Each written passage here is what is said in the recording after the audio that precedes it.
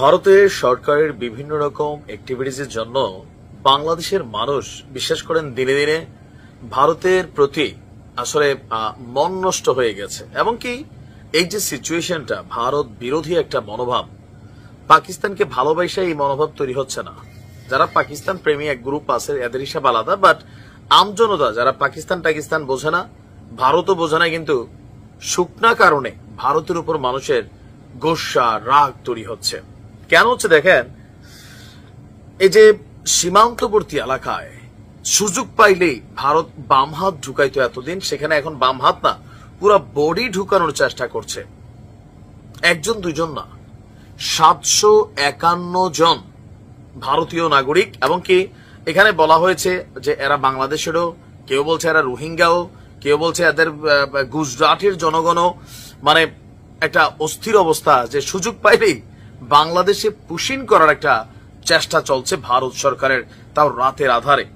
এমনই এক ঘটনা গতকালকে ব্রাহ্মণবাড়িয়ার বিজয়নগর উপজেলা সীমান্ত দিয়ে গভীর রাতে 751 জনকে পুশিন করার চেষ্টা করেছে ভারতীয় সীমান্তরক্ষী বাহিনী বিএসএফ।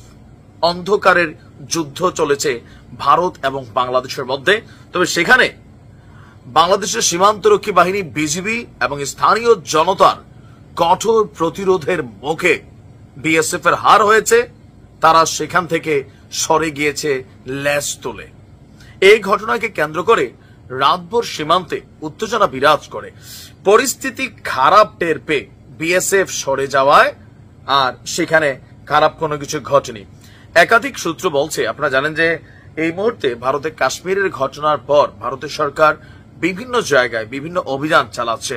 এর মধ্যে গুজরাট, ত্রিপুরা, রাজস্থানে অভিযানে প্রায় 751 জনকে আটক করেছে ভারতের সরকার।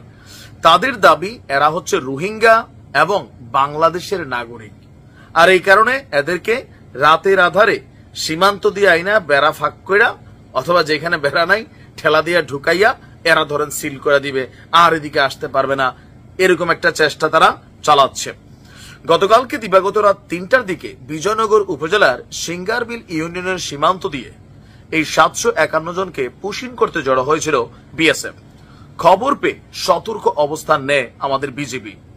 যোগ দেয় স্থানীয় লোকজন। মসজিদের মাইকে ঘোষণা দিয়ে সিঙ্গারবিল, বিষ্ণুপুর, তারপর হচ্ছে নলঘড়িয়া, মোরাসানি, নোয়াবাদী সীমান্তে শত শত লোক, বাংলাদেশের আমজনতা দেশীয় অস্ত্রশস্ত্র নিয়ে জড়ো হয় বিজিবির পাশে। অনেকে সামাজিক যোগাযোগ মাধ্যমেও আপনারা লাইভ দেখেছেন।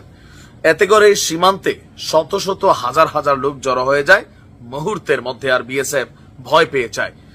আপনার স্থানীয় মেম্বার সাহেব বলছেন যে রাত 3টার দিকে বিজিবির মাধ্যমে খবর পেয়ে আমরা এলাকার মানুষকে নিয়ে সীমান্তে যাই, লোকজন জড়ো হলে বিএসএফ সেখান থেকে সরে যায়।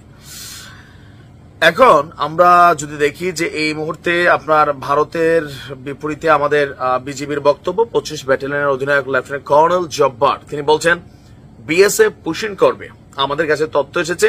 এই অবস্থায় বিজিবি সতর্ক অবস্থান নেয়, এমনকি গ্রামবাসীও সীমান্তে আপনার জড়ো হয়। তো এই যে রাতের আধারের খেলা, কেন এই অন্ধকারের মধ্যে একটা মানে কি বলে যে আন্ধা যুদ্ধ আপনারা করতে চাচ্ছেন? ওয়াই?